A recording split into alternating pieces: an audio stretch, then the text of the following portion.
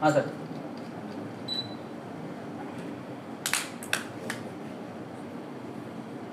Sir मध्य भिवंडीच्या प्रकरणामध्ये डीसीपीची बदली HQ ला करण्यात आली.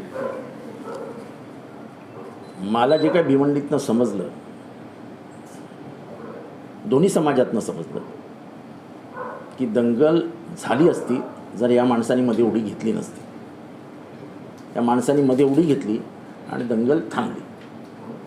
आता दंगल थांबवल्यानंतर जर त्याला हे बक्षीस मिळणार असेल तर डिमॉरलायझेशन म्हणजे पोलीस यांचं मनोबल खच्चीकरण करण्याचं, पोलिसांचं मनोबल खच्चीकरण करण्याचं काम चालू आहे. अंतर्गत मला हेही माहिती आहे की पोलीस अधिकाऱ्यांनी प्रचंड विरोध केला या बदलीला, पण तरी देखील ही बदली करण्यात आली. ह्यामागे BJPचा तिथला एक राजकीय नेता ही दंगल घडवू इच्छित होता. ती दंगल झाली नाही आणि त्याचे परिणाम त्या DCPला भोगावे लागले. म्हणजे याचा अर्थ स्पष्ट आहे की ह्या सरकारला काहीही करून दंगल पेटवायची आहे आणि पोलिसांना पुढे हत्यार म्हणून पाठवायचं आहे. मी पोलिसांनाच विनंती करीन की तुम्ही हत्यार बनू नका. ह्यांना दंगल घडवायची आहे आणि निवडणूक जिंकण्याचा यत्किंचितही त्यांचा आता हे आधार राहिलेला नाही. त्यांना माहिती आहे प्रत्येक सर्वे त्यांच्या विरोधात जातो आहे आणि असं जर करतील तर अजून सर्वे विरोधात जातील. कारण का हिंदू हा कधीच आक्रमक, हिंसा आवडणारा हा कधीच नव्हता आणि त्याच्यामुळे शांततेने तिथे जीवन चालू आहे. एकदा दंगल झाली 84 साली, त्याचे परिणाम आजपर्यंत तिथे भोगत आहेत लोक. दंगलीमध्ये जी भिंत उभी राहते ती पाडायला नंतर 20-20, 25-25 वर्ष लागतं. समाजामध्ये जो विद्वेष प्रसरतो, समाजामधनं जो आपलेपणा गायब होतो तो येतच नाही परत. आणि त्यामुळे दुर्दैवी आहे की पोलीस खात्याला तुम्ही बळी करतात, त्या DCPला बळी केला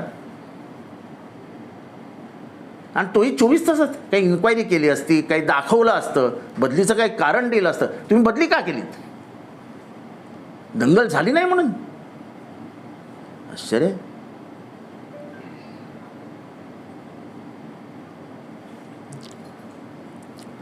सर, कांदळवन वाचवण्यासाठी 120 कोटीचं टेंडर सरकार काढतं. अहो, हे भ्रष्टाचार सोडून द्यावं. ते त्या भ्रष्टाचाराचा पाजबीला पुजला आहे त्यांच्या.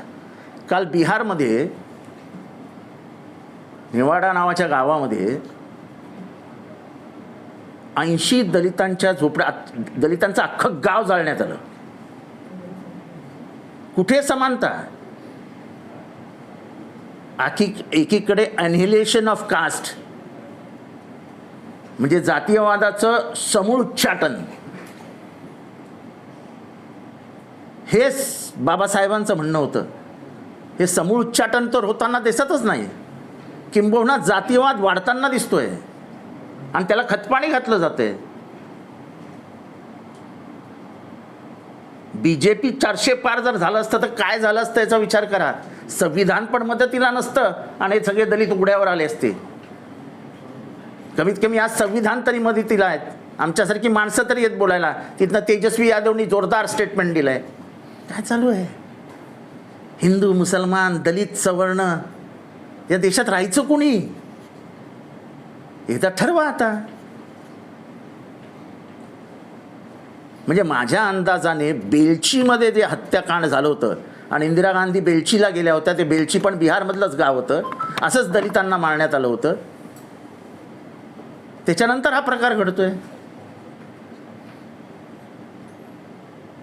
तेव्हा इंदिरा गांधींना जाण्या वाचून रोखलं होतं. इंदिरा गांधी हत्तीवर बसून बेलचीला गेले होते आणि लाखो आदिवासी आणि मागासवर्गीय उभे होते इंदिराजींच्या स्वागताला. आणि त्यानंतर लगेच त्यांनी 80 सालची निवडणूक जिंकली. एवढा प्रवास केला आपण, एवढं म्हणजे एवढं विकसनशील देश भारत झाला आणि काय बघतोय तर दलितांचं गावच जाळून टाकलं. काय दलितांनी जगू नये भारतात? त्यांची परिस्थिती काय आहे दलितांची? आजही आपण त्यांना गावाच्या बाहेर बघतो. आजही ठाण्यामध्ये चांगल्या चांगल्या गटारांमध्ये नाल्यांमध्ये कोण उतरतं?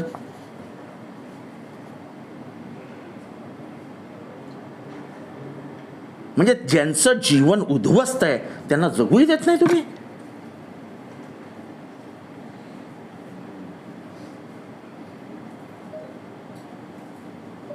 आणि अशा अत्याचाराविरुद्ध अनाचाराविरुद्ध बोललंच पाहिजे, खुल्या मनाने बोललं पाहिजे. त्यांनी का सहन करावं हे?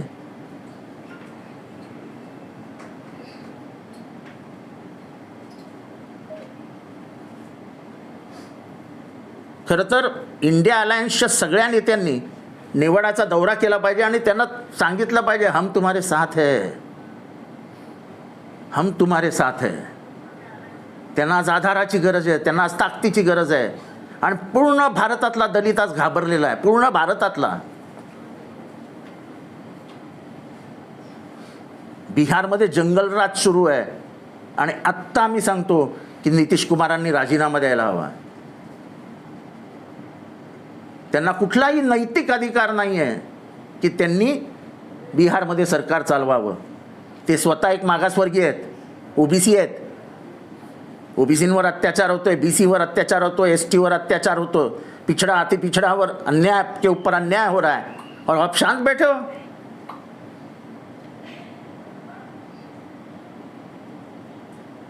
आप तो लोहिया जी की बात करते थे, आप तो कर्पूरी ठाकुर जी की बात करते थे. कहाँ गए लोहिया जी और कहाँ गए कर्पूरी ठाकुर जी?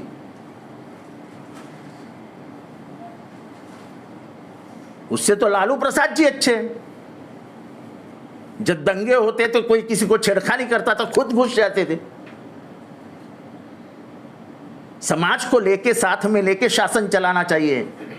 शासन अगर खुले आंख से देखेगी कि 80 गांव वाले जलाए जा रहे हैं, उनके घर जलाए जा रहे हैं. ये फिर भी डिसीजन लिया देखो ऐसा है, वन नेशन वन इलेक्शन देश में कहीं नहीं होता है. इतने बड़े देश में वन नेशन वन इलेक्शन की प्रायोगिकता क्या है ये मुझे समझ में नहीं आ रहा है. ये फेडरल स्ट्रक्चर है, इधर राज्यों को भी विभिन्न अधिकार है, तो आप ऐसा क्यों करना चाहते हैं? One election one nation one election one leader, it will result into no nation, no election, no leader. It will be a fascist state. One nation, one election is not a good concept for democracy. It is a straight, direct attack on democracy. रशियाच्या दिशेने आपला change झालाय का? तो one nation election में संविधान change करने का फिर से बातचीत शुरू हो गई, तो आपको लगता है संविधान फिर से हमला होगा ऐसा है इसको लेकर? कि वन नेशन वन इलेक्शन आपको अगर करना होगा तो आपको संविधान बदलना ही होगा.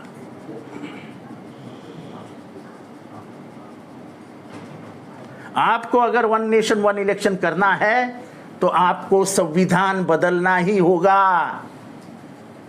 छुपे तरीके से संविधान बदलने का प्लान चल रहा है साहब? वो छुपे नहीं, वो खुले तरीके से करते हैं. हम कर क्या सकते हैं?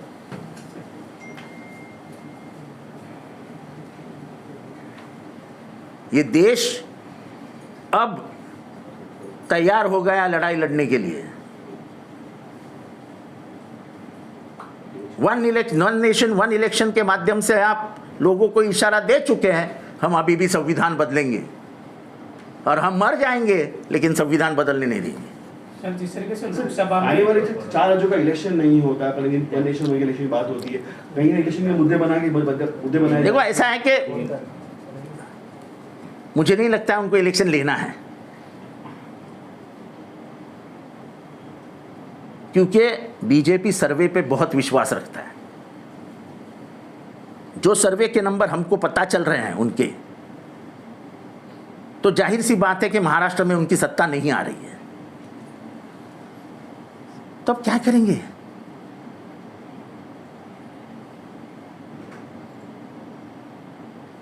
केंद्र में उनकी सरकार है. अब देखेंगे आज क्या करता है केंद्र बिहार में. केंद्र की भी जिम्मेदारी है. केंद्र में नीतीश कुमार पार्टनर है. नीतीश कुमार के राज्य में यह हुआ है. एक तरफ मुसलमानों को मारो, एक तरफ दलितों को मारो, एक तरफ ओबीसी को छेड़ो. क्या चालू है क्या इस देश में?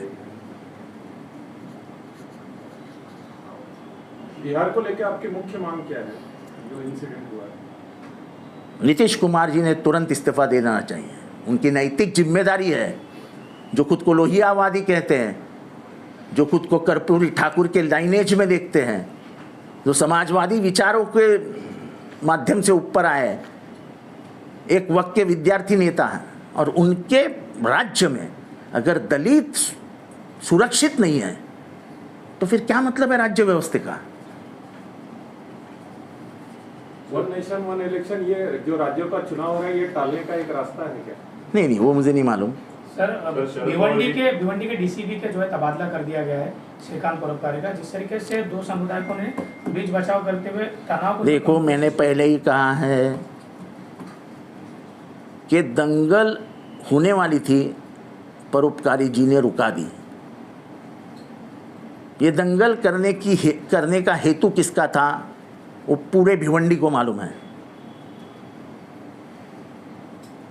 अपनी राजकीय पॉलिटिकल उल्लू सीधा करने के लिए ये दंगल भड़काने का काम किया जा रहा था। मुझे आनंद है कि हमारे खासदार बाळ्या मामा ने जो भूमिका निभाई उससे ये दंगल हम रोक सके।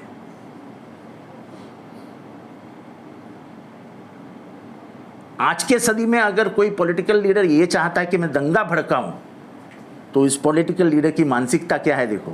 अगर भिवंडी अशांत हो जाता है तो आपको मालूम है कम से कम लाख लोग खाना नहीं खा सकेंगे, क्योंकि जिनका हाथ पे पेट है ऐसे लाख लोग हैं भिवंडी में। इकोनॉमी अफेक्ट हो जाती है। आज उधर कहीं लूम्स अच्छे चल रहे हैं, गोडाउन का धंधा अच्छा चल रहा है, दोनों अगर धंधे मार खा जाएंगे तो कम से कम 2 लाख लोग बेकार हो जाएंगे। 2 लाख नहीं, उसके ऊपर ही कंप्लीट भिवंडी की अर्थव्यवस्था नीचे गिर जाएगी। सर, भिवंडी, बुल्डाना और अकोला में इस तरह से पथराव हुआ, क्या है कि साजिश है? देखो, ये सरकार चाहती है कि किसी भी तरीके से महाराष्ट्र के चुनाव के पहले दंगे होते रहे ताकि ध्रुवीकरण हो जाए। ये साजिश ही है ना। जब एक दंगा रुकाने वाले डीसीपी को आप उठा के बाहर फेंक देते हो 24 घंटे के पहले, बिना कोई कोई इंक्वायरी नहीं उसके ऊपर, कोई आरोप नहीं उसके ऊपर, तो इसका मतलब क्या होता है?